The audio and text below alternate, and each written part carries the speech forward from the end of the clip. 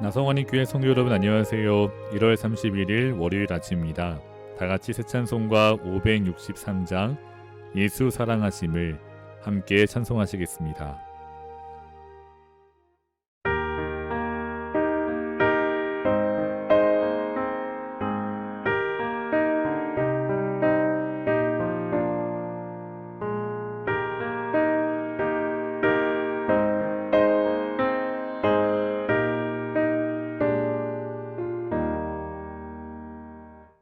예수 사랑하심을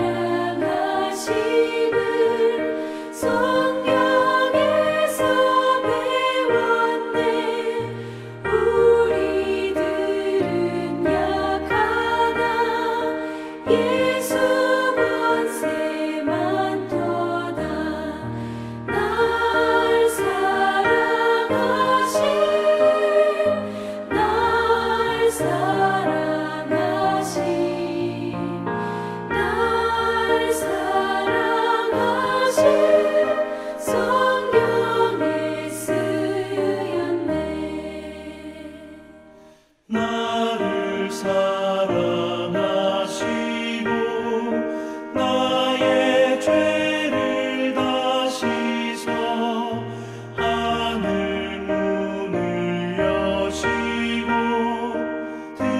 들어가게 하시네. 날 사랑하심 날 사랑하심 날 사랑하심 성경에 쓰였네.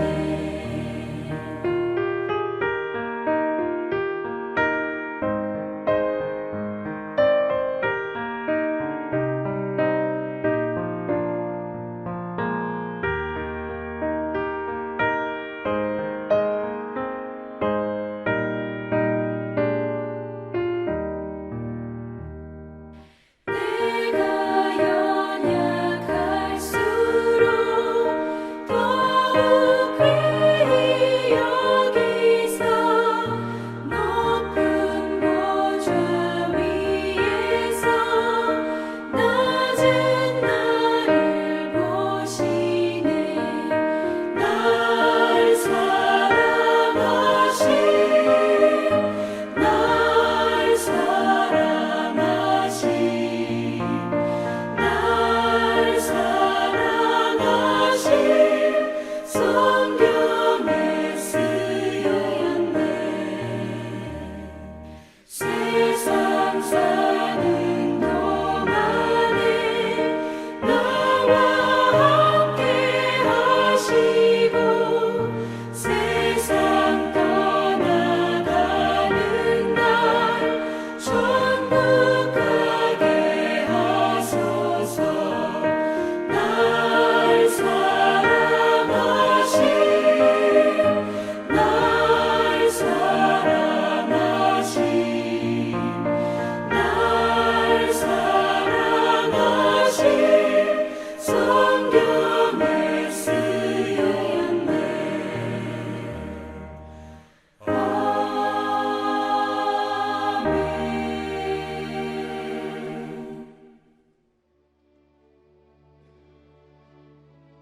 아멘.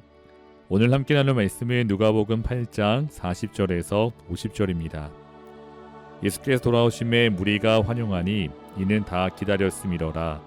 이에 회당장인 야이로라 하는 사람이 와서 예수의 발 아래에 엎드려 자기 집에 오시기를 간구하니 이는 자기에게 12살 된 외딸이 있어 죽어가미로라.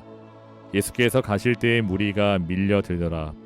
이에 12해를 혈루증으로 앓는 중에 아무에게도 고침을 받지 못하던 여자가 예수의 뒤로 와서 그의 옷가에 손을 대니 혈루증이 즉시 그쳤더라. 예수께서 이르시되 내게 손을 댄 자가 누구냐 하시니 다 아니라 할 때에 베드로가 이르되 주여 무리가 밀려들어 미나이다. 예수께서 이르시되 내게 손을 댄 자가 있도다. 이는 내게서 능력이 나간 줄 알미로다 하신대 여자가 스스로 숨기지 못할 줄 알고 떨며 나와 엎드리어 그 손댄 이유와 곧 나은 것을 모든 사람 앞에서 말하니 예수께서 이르시되 따라 내 믿음이 너를 구원하였으니 평안히 가라 하시더라. 아직 말씀하실 때에 회당장의 집에서 사람이 와서 말하되 당신의 딸이 죽었나이다. 선생님을 더 괴롭게 하지 마소서 하거늘 예수께서 들으시고 이르시되 두려워하지 말고 믿기만 하라. 그리하면 딸이 구원을 얻으리라 하시고. 아멘.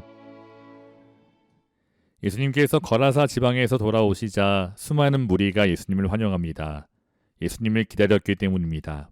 성도 여러분, 사람들이 왜 예수님을 기다렸을까요? 예수님에 대한 소문이 퍼지고 그래서 사람들은 저마다 호기심을 가지고 예수님께 나오지 않았을까 생각해 봅니다. 그러나 수많은 사람과 다르게 절박한 심정으로 예수님을 기다리던 한 사람이 있습니다. 그 사람의 이름은 야이로입니다. 야이로가 이토록 절박한 심정으로 예수님을 기다리는 이유는 12살 된 외동딸이 죽어가기 때문입니다. 죽어가는 딸 아이를 바라보는 아버지의 심정은 경험해 보지 않은 사람은 절대 알 수 없을 것입니다. 그가 얼마나 절박했는지 야이로는 예수님을 보자마자 그 발 앞에 엎드립니다. 그리고 자신의 집으로 오시기를 간청합니다. 다행히 예수님께서는 야이로의 간청을 거절하지 않으셨습니다. 예수님께서 야이로와 함께 그의 집으로 가십니다. 신락 같은 희망이 야이로에게 생겼습니다.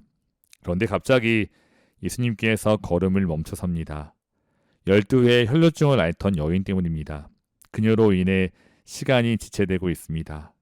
성도 여러분, 이 순간 야이로의 심정이 어땠을까요? 그의 마음이 얼마나 초조하고 또 답답했을까요? 그런데 오늘 본문을 좀 더 자세히 읽어보시면 예수님께서 걸음을 멈춰선 분명한 의도가 보입니다. 성도 여러분, 예수님께서 혈루증 앓던 여인을 보내시며 그 여인에게 이렇게 말씀하셨습니다. 48절을 보시면 예수께서 이르시되 딸아 내 믿음이 너를 구원하였으니 평안히 가라 하시더라. 아멘. 그런데 시간이 지체되는 동안 야이로가 절망적인 소식을 듣습니다. 자신의 집에서 한 사람이 와서 전하기를 자신의 딸이 이미 죽었다고 합니다. 모든 게 끝났습니다. 신락 같던 희망도 다 사라집니다. 하늘이 무너지는 듯한 깊은 절망을 느꼈을 것입니다. 그런데 그 야이로에게 예수님께서 이렇게 말씀하십니다. 50절 말씀을 보시면 예수께서 들으시고 이르시되 두려워하지 말고 믿기만 하라. 그리하면 딸이 구원을 얻으리라 하시고. 아멘. 사랑하는 성도 여러분, 혈루증을 앓던 여인에게 하신 예수님의 말씀과 그리고 야이로에게 하시는 말씀을 비교해 보면 여기에서 예수님의 의도를 파악할 수 있습니다. 먼저 자신의 옷가에 손을 댄 혈루증 앓던 여인에게 예수님께서 내 믿음이 너를 구원하였으니 평안히 가라고 하셨습니다. 의도적으로 자신의 걸음을 멈추고 그 여인을 야이로 앞에 세우시며 내 믿음이 너를 구원했다고 예수님은 선포하십니다.